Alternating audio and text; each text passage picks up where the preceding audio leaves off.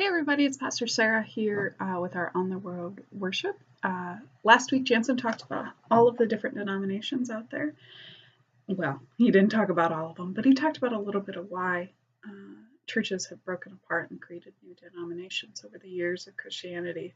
Today we're talking about communion and what it means across denominations, across various different things, and there's a lot of theological differences between church to church. There's the Catholic tradition of transubstantiation, which is in which the real presence of Christ becomes the bread, or the bread becomes the real presence of Christ, the bread in the cup. And then there's consubstantiation, where the real presence of Christ surrounds the bread in the cup.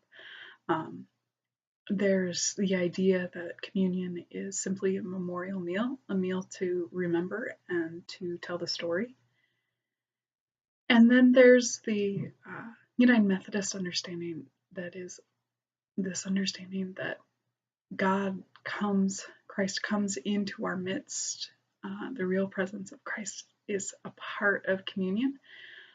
We don't exactly understand how, and really the specifics of what the bread is and what it is not aren't as important. But what is important in communion is this connection, this time that we can connect to God, that we can connect and see God.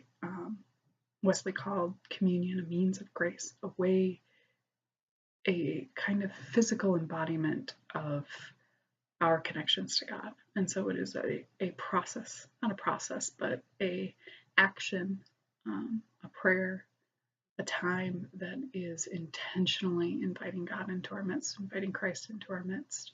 We retell the story, we remember, we imagine the heavenly banquet. That's a little bit of what the scripture today was about, talking about that heavenly banquet, and all are welcome because there is room at the table. And so that's kind of the basis of what we're talking about in worship this Sunday.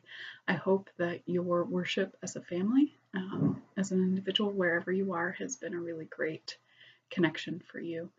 And if you have any comments or questions, leave them in the comment section. Have a good day.